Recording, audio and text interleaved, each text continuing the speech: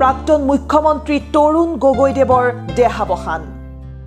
আজি বিয়লি 5:34 শেষ নিশ্বাস ত্যাগ কৰে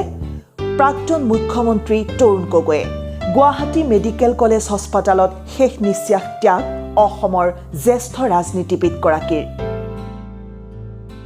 উল্লেখযোগ্য যে দীৰ্ঘদিন ধৰি চিকিৎসাধীন হৈ আছিল গগৈ